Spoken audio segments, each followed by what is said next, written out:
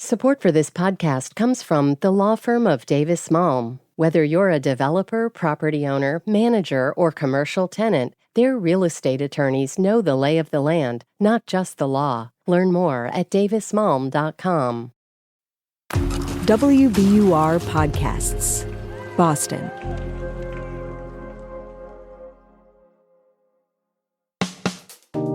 I'm Daryl C. Murphy, and you're listening to The Common. Chief of Inpatient Psychiatry at Tufts Medical Center, Dr. Michelle DiBlasi. Welcome to The Common. Thank you. Thanks so much for having me. Yes, indeed. Thank you so much for coming through to The Common. Dr. DiBlasi, I enjoy fall and winter, but those can be very tough seasons for a lot of people when it comes to mental health. The days get shorter and colder, and there aren't as many outdoor activities and events. And if you're somebody who's new to the region, like myself, your friends and your family may not be as close, right? So hopping over to their house to maybe catch a game or just have some company isn't really an option, right? So I'm curious to know just how soon could the change in season start to impact someone's mental health? Yeah, so I think now, actually, this is kind of perfect timing to be talking about this because it really does start to be around this time, middle of October, early November, where people are going to start to feel maybe some sort of winter blues or some even real depression starting to kick in. Because we know, seasonal affective disorder, this is the time of the year that people are typically starting to feel impacted by this. I feel like it can kind of sneak up on you, right? I feel like I'm kind of going through some of this where I don't feel as motivated and I do feel a little more down and sluggish, What are some warning signs that people should look out for?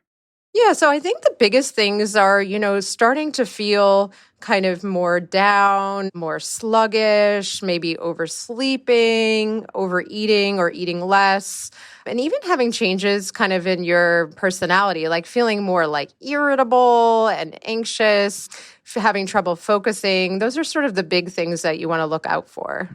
And, like I said before, being new to an area can play a part in that because you're away from your support system, right? Your family and your friends. What advice do you have for people who are new to the region, getting through their first bout of fall and winter here? Yeah, so I think my best advice to people is to really try to stay socially connected, especially if you're new to the area.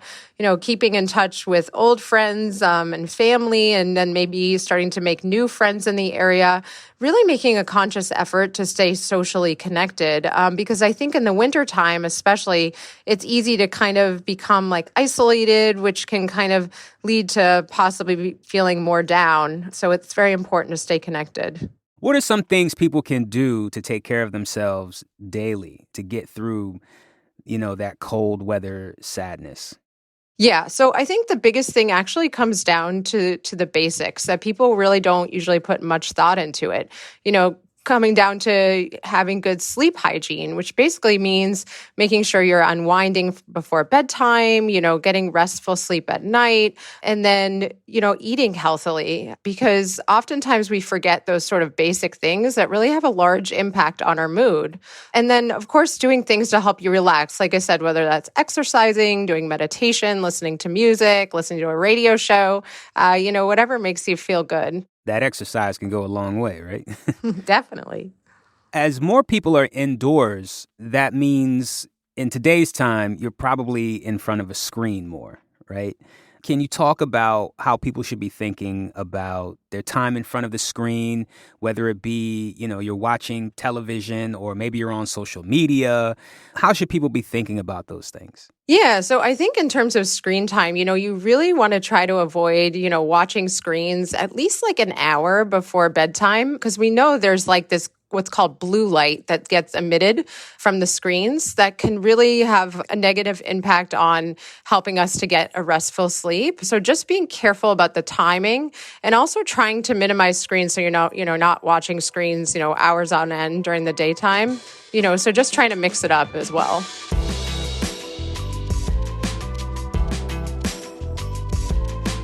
We're going to take a break. but we'll be right back.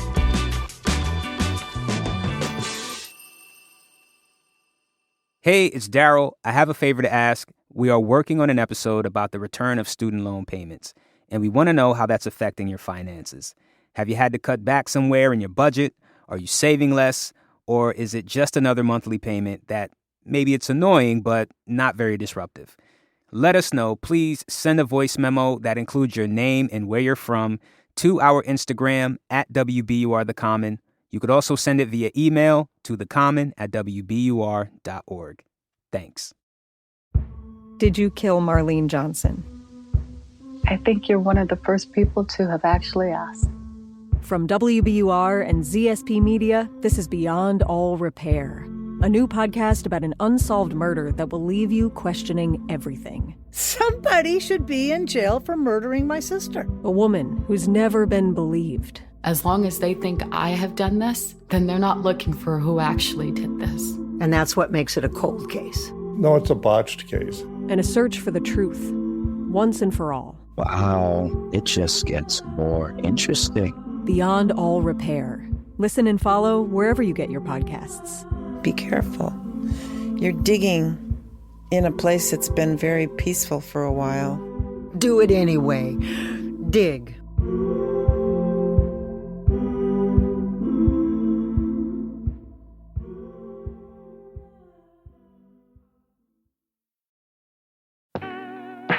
And we're back with more from Dr. Michelle DiBlasi. When should someone look for help? Sometimes these feelings creep up on us and we're just way too deep in it before we even realize it, you know? When is it time for someone to reach out? Yeah, so I think the time to reach out for help is when you're feeling like, you just can't seem to get out of that funk. You're feeling down. You're starting to feel hopeless. You really just can't seem to get out of it. And also, certainly, if you're having any thoughts, to end your life at all, you absolutely need to reach out right away for help. There are plenty of resources, the emergency department, also the National Suicide Hotline 988 that people can call to get help right away, especially in a crisis. And, speaking of help, there's therapy, but finding a therapist can be difficult. What alternatives would you offer somebody who may not have a therapist or who may be having trouble finding one? Yeah, I think it's really tough out there because there just really aren't enough resources for people. But I would certainly, recommend if you do have, for example, a primary care doctor, or if you're connected to a community health center, to start there by really any provider that you have access to ask them, if they are affiliated with any sort of therapist or can help them connect to some form of therapist. I think that's usually my best bet. And then obviously, leaning on close friends and family to talk about some issues, because sometimes it helps, to be honest, just getting things off your chest and just talking about what's going on. What do you think about tools like, say, SAD lamps, for example? Can you suggest any tools that could be useful to folks? Yeah, so definitely.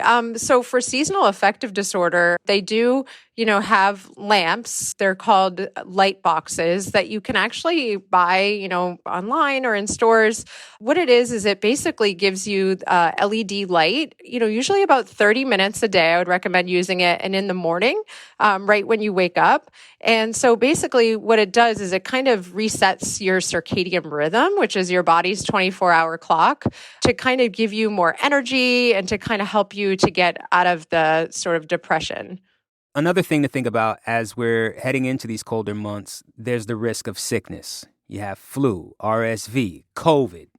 How does this impact people's mental health? And what are some ways they can protect themselves mentally? Yeah, so I think the best thing is to try to just prevent it as best as you can. I certainly always recommend doing anything you can do to help prevent you from getting sick. So whether that's getting your flu shot, your COVID vaccine, and then, just keeping a really nice routine, getting a good night's sleep, eating well, making time to connect with people, just doing anything you can to kind of prevent slipping into sort of that isolation that can often happen in the wintertime. Mm-hmm. And I guess that paranoia, when you step outside the house, this is it, I'm going to get sick, Do you run into that in your work? Yeah, I do think that sometimes people, especially people who tend to be kind of more anxious, kind of can get, worried about that. But I do encourage people to make sure that as long as you're usually using good judgment, that they really should just still try to connect socially with other people.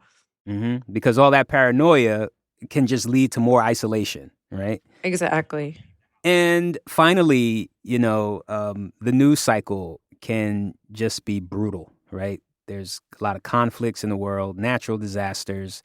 Do you have any tips on how to manage the negative feelings that may come up when taking in, the state of the world? Yeah, I think I start by just reassuring people that it's okay to have normal emotions to this, whether it's anger, sadness, fear, accepting that that's how you're feeling about it. But I think if you start to feel like those feelings are sort of creeping into your whole life, or you're constantly worrying about things, that's really when you need to reach out for professional mental health help. Dr. DiBlasi, thank you so much for coming through to The Common and talking to us about this.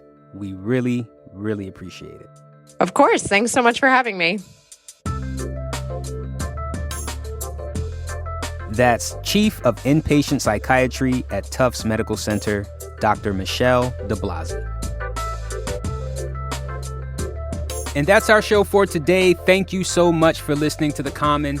And please remember, if you or someone you know is experiencing a mental health crisis, the National Mental Health Hotline is 988, and the Massachusetts Helpline, which you can call or text, is 833-773-2445. That's 833-773-2445. And now it's that time for me to let you know that The Common is produced by Caitlin Harrop and Franny Monahan. It's mixed by Emily Jankowski, Matt Reed, and Paul Vaitkus, and it's edited by Samatha Joshi and Ben Brock Johnson. And our theme music is Me by Hisu. And from the newsroom of WBUR, I'm your host, Daryl C. Murphy. I'll talk to you soon.